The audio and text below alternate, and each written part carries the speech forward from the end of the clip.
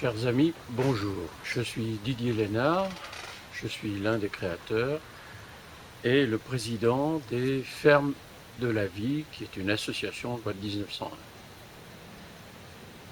Cette association a pour objectif de créer un avenir pour nos enfants, pour nous-mêmes, mais surtout pour nos enfants.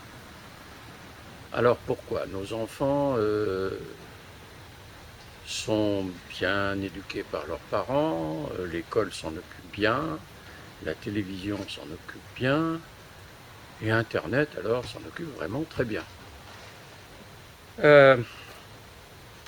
Oui, mais la civilisation n'est pas fiable.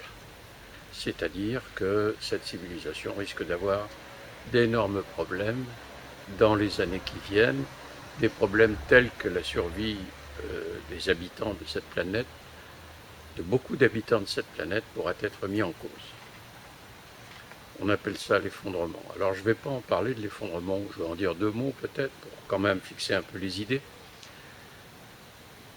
On vit deux types d'effondrement. Il y a deux types d'effondrement possibles. Un effondrement lent.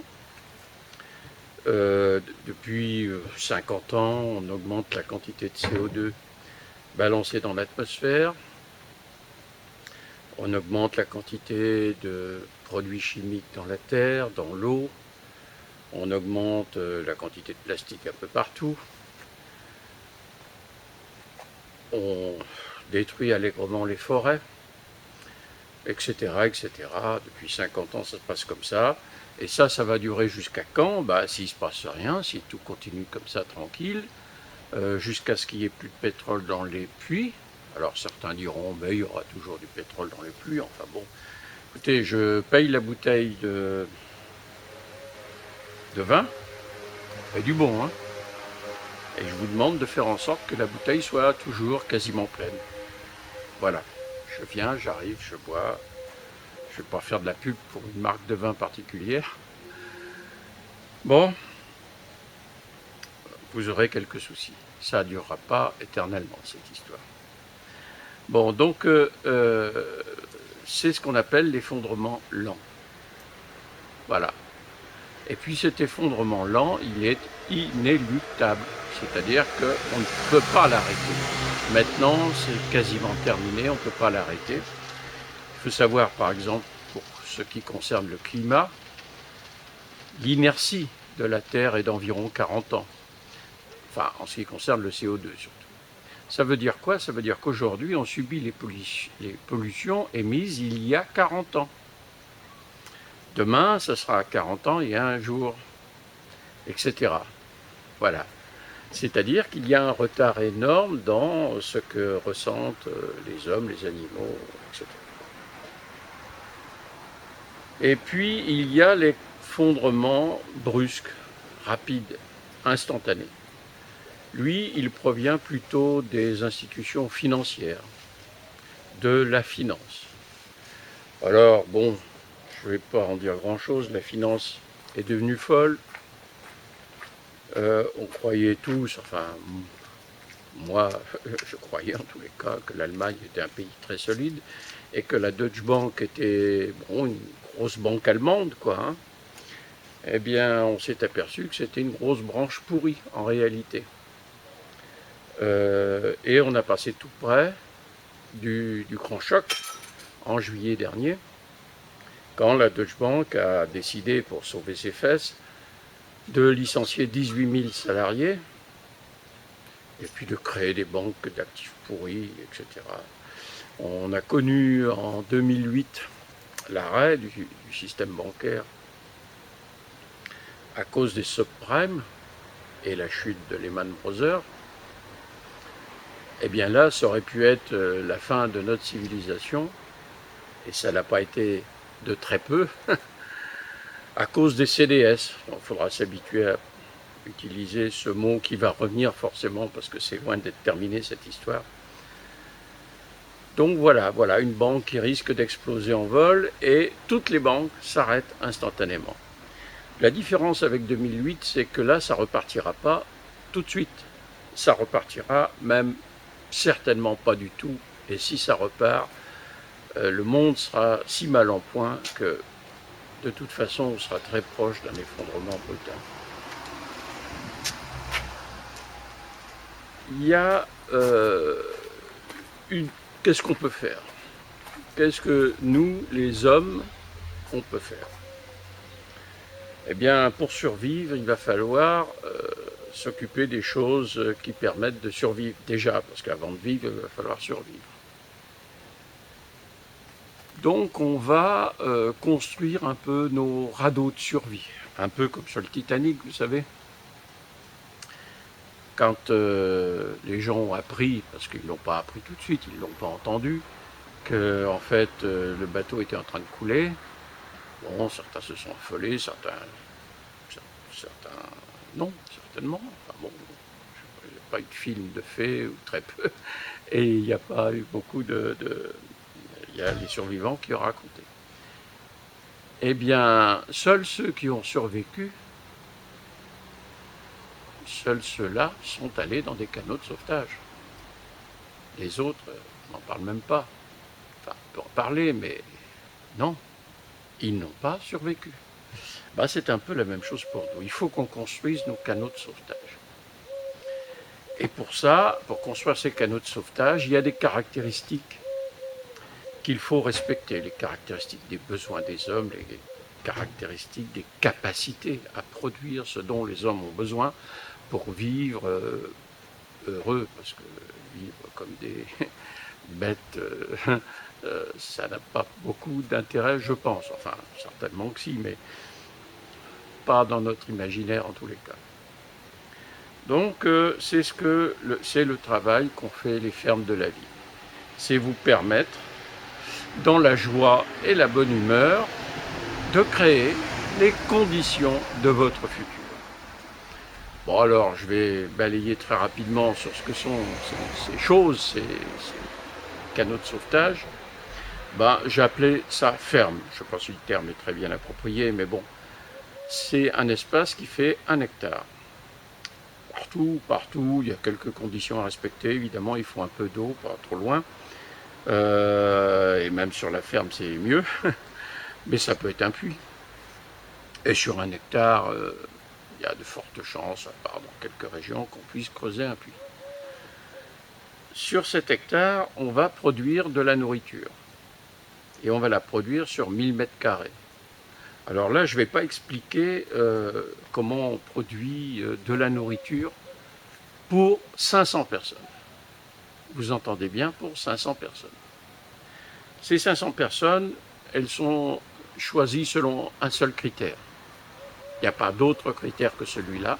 C'est 300 personnes qui sont proches de cette ferme, qui habitent proche de cette ferme, qui vont donc pouvoir faire des allers-retours de chez eux à la ferme, et 200 personnes qui sont des Parisiens, pour nous ici en Île-de-France, ou des gens de très proches banlieues, enfin des gens qui n'ont pas la capacité d'avoir une ferme près d'eux. Dans le 13e arrondissement, je ne suis pas certain qu'on puisse trouver 1 hectare pour construire une ferme. Alors cette ferme, c'est quelque chose qui est fermé, c'est-à-dire qui a une vie en elle-même et qui est connecté à tout son environnement, connecté aux autres fermes bien sûr, parce qu'il y aura plein de choses à échanger, connecté aussi avec l'environnement, et dans cet environnement, il reste 2 choses. Des terres qui sont cultivables pour nous, dans le futur, et puis des forêts. Le reste, ça n'existe pas vraiment, sauf peut-être pour planter des vergers, etc. etc. Bon, voilà. Donc, les fermes, c'est 1 hectare, 500 personnes. Ces 500 personnes vont devoir produire de la nourriture. La nourriture pour nourrir 365 jours par an, 366 parfois, vont devoir produire cette nourriture, été comme hiver, et pour tout le monde. Pour ça, je ne vais pas trop vous expliquer comment on fait. On utilise la permaculture. La permaculture, ce n'est pas une méthode de jardinage, je vous rassure, c'est juste une façon de vivre qui dit 3 choses: protéger les hommes, protéger la nature et distribuer les surplus. Voilà. Bon, ça dit plein d'autres choses, c'est presque une science maintenant. Mais ça permet de vivre tout le temps au même endroit, donc sans polluer l'endroit de telle façon qu'il soit invivable après. Voilà, ça permet de garantir une vie permanente, culture. Je ne vais pas trop expliquer comment on fait ça, mais je voudrais simplement vous rappeler des choses simples, élémentaires. On a un exemple qui fonctionne très bien depuis des milliers d'années, qui est capable de produire des quantités incroyables pour un jardinier ordinaire, des quantités incroyables de végétaux.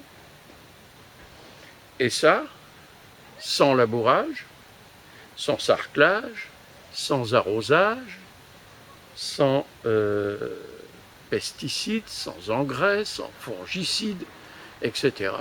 Ça existe. Alors ne me demandez pas quel jardinier fait ça.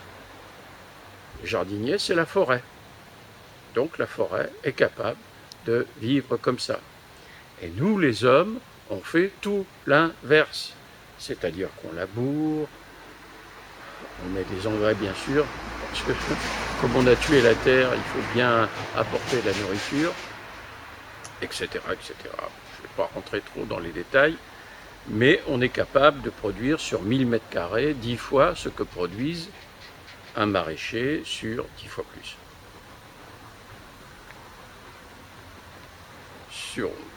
Enfin non, je raconte des histoires. On est capable de produire 10 fois ce que produit un maraîcher sur la même surface. Bien. On est donc capable de produire la nourriture. On est capable de s'occuper de l'eau, même si ça risque d'être un peu difficile. Et là, je pense qu'il va falloir une longue préparation, parce qu'il n'y a plus d'eau potable à la surface de nos sols, dans nos sources, etc. Ça n'existe quasiment plus. Toutes les eaux sont polluées. Alors aujourd'hui, on sait les traiter chimiquement, on sait les traiter avec des procédés physiques, mais tout ça, ça nécessite des pompes, ça nécessite des substances qu'on ne peut pas produire naturellement sans beaucoup d'énergie. Et ça, bientôt, on ne saura plus faire. Après l'effondrement, tout ça, ça n'existera plus. Bien. Donc l'eau, il va falloir apprendre à la purifier naturellement. J'ai un spécialiste, là, c'est Michael, qui pourra vous en parler longuement. Donc produire l'eau, la nourriture, il va falloir produire des soins de la naissance et même un peu avant, à la mort, et peut-être même un peu après. Il va falloir... alors, pour ces soins, il n'y aura plus de médicaments, évidemment, il n'y aura plus de matériel d'investigation comme ceux que l'on a aujourd'hui, puisque pour que ça fonctionne, tout ça, il faut de l'énergie. Les médicaments, les usines vont s'arrêter quasi instantanément.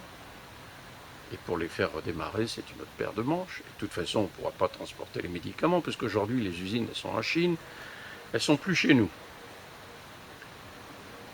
Donc, pour produire les médicaments, on fera comme les laboratoires pharmaceutiques, on va cultiver des plantes dans lesquelles il y a des substances qui produisent les médicaments, et on les traitera de manière plus ou moins artisanale. Pour les soins, je dirais que ça ne changera pas grand-chose. Je pense même qu'on aura des soins globalement presque de meilleure qualité qu'actuellement. Ensuite, il va falloir s'occuper de l'éducation. Bon, l'éducation, ça ne change pas grand-chose. Les gens qui éduquent sont toujours là. Ils auront à manger dans les fermes, donc ils pourront faire leur travail et s'occuper des enfants, des adolescents et même des adultes pour que l'éducation soit correcte. Il y a tout de même un petit problème dans l'éducation. Enfin, j'ai le sentiment qu'on a reçu une bonne éducation. En France, on n'a pas trop à se plaindre. Enfin, j'ai le sentiment qu'on n'a pas trop à se plaindre, même si il semble que nos écoles soient pas au top.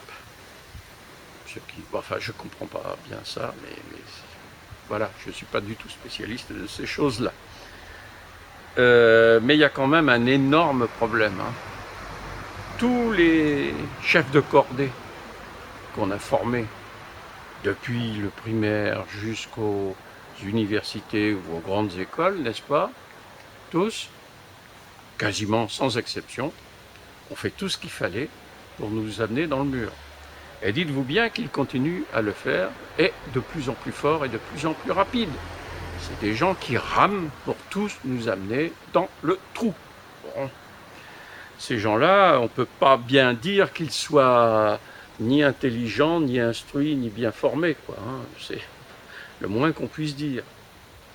Ça, il faudra quand même le corriger. Il ne faut plus qu'il y ait des gens qui soient capables d'utiliser, à la limite, la planète pour satisfaire leur ambition, leurs désirs, leur volonté, etc. Voilà, on doit d'abord penser au bien général, c'est la moindre des choses. Parce que dans aucune étude économique, dans aucune étude, je dirais, de grands projets, vous voyez intervenir, par exemple, les stocks de sable restants, ou les stocks de pétrole restants, ou le fait que le pétrole émet du CO2. Ça n'existe pas. Hein, ça n'existe pas. Bon.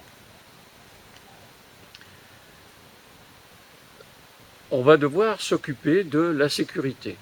Alors aussi, là aussi, la sécurité, bon, au début, il y a 3 ans, quand je parlais de ça, mes interlocuteurs me disaient, oui, mais si tu fais ces fermes, de toute façon, dès que ça va s'effondrer, tu as les Parisiens qui vont déferler, décidément, les Parisiens, c'est de sacré lascar, hein. Ils vont déferler sur nos fermes et évidemment, on n'aura plus rien. Bon, j'ai envie de dire que ça, c'est un problème général. À partir du moment où on sait que ces choses-là peuvent arriver, eh bien, on a un certain temps pour y réfléchir et pour trouver les parades. C'est notre boulot, hein. C'est le boulot de tous les gens qui vont essayer de construire ces radeaux de survie. On ne fait pas un radeau de survie avec plein de trous dedans, hein. On essaye de faire en sorte qu'il n'ait pas de trous. Donc la sécurité, c'est un travail, mais à mon avis, je doute fort que les Parisiens qui doivent faire, je ne sais pas, disons 25 km, s'ils partent de chez eux, c'est parce qu'ils n'ont plus tellement à manger, qu'ils n'ont plus de porte de sortie pour survivre, et bon, alors on y va, on va partir. Quand ils auront fait 25 km, c'est-à-dire une grosse journée de marche quand on est fatigué, en arrivant chez nous, ça serait... m'étonnerait que ce soit des foudres de guerre, vous voyez. Bon, un autre aspect qu'il faudra apporter, c'est la culture. Alors ça paraît fou, on est en train de parler de notre survie, et il va falloir s'occuper de la culture. La culture, c'est le liant des sociétés. Et c'est ce qui va permettre aux sociétés de vivre ensemble et de pouvoir communiquer avec d'autres sociétés qui ont peut-être même d'autres cultures. Donc la culture, c'est fondamental. Un problème général à tout ça, je vais assez vite, c'est que les sciences, la culture, où pensez-vous que ce soit stocké aujourd'hui? Dans les livres? Ouais, un peu dans les livres.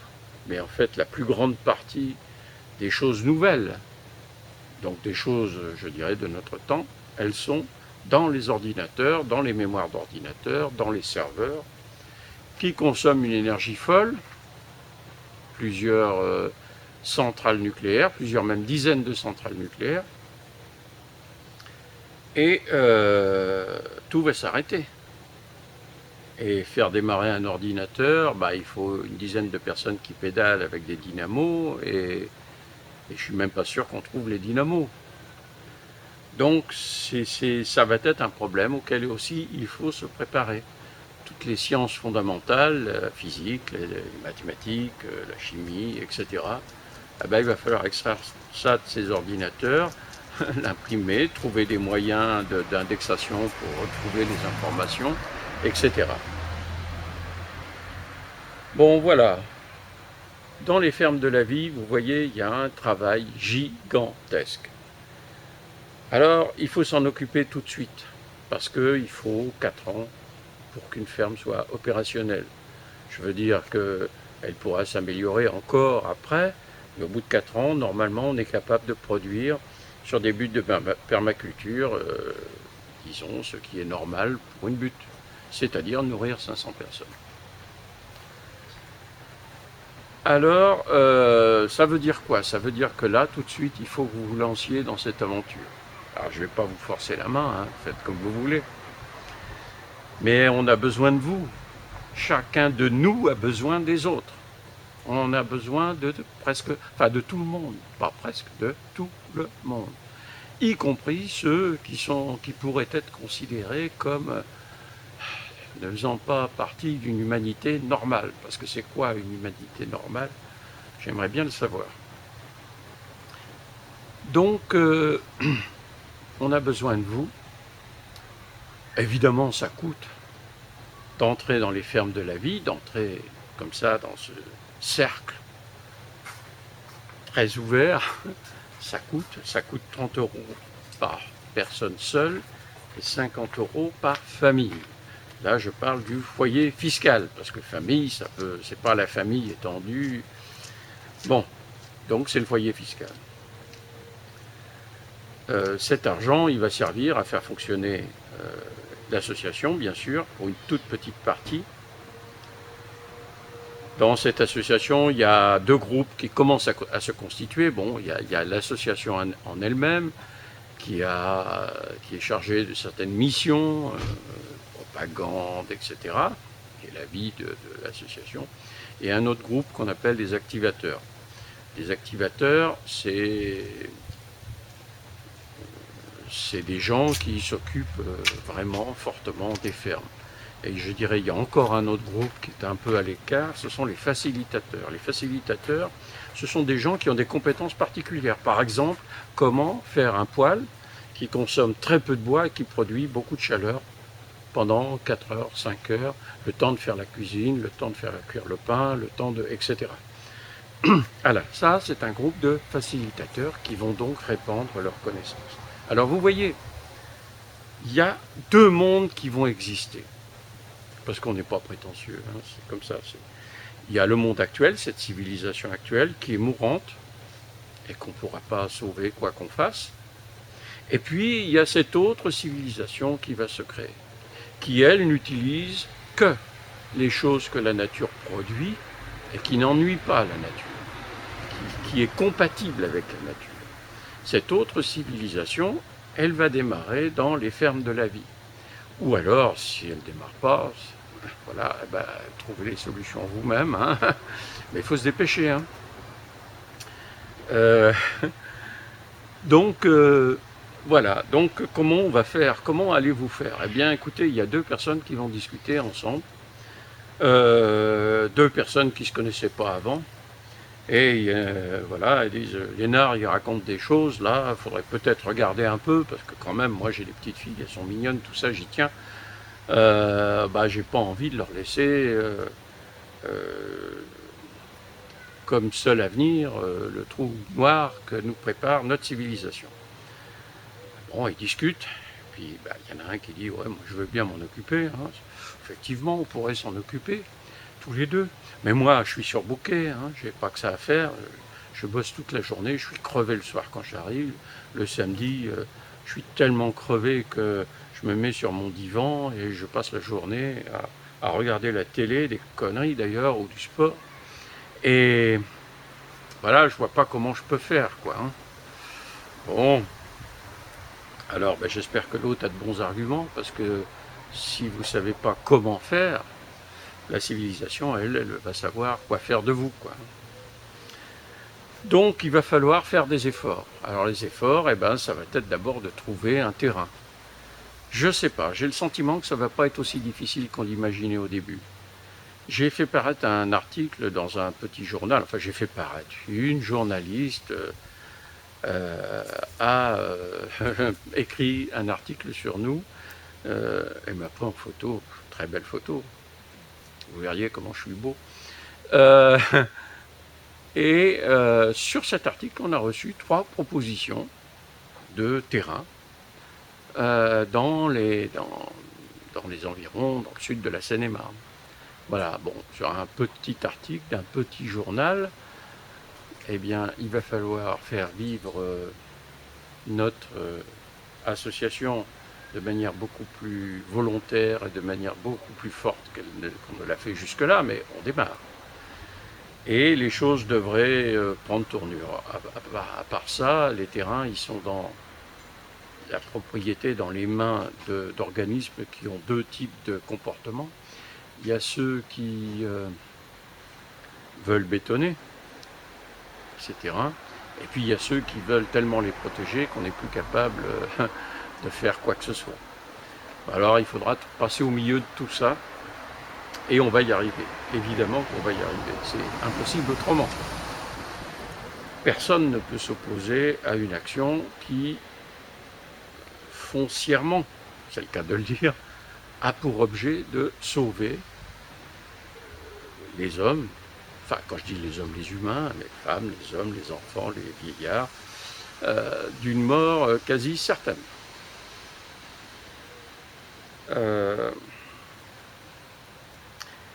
Voilà, donc il vous reste à agir, il vous reste à faire votre devoir en quelque sorte.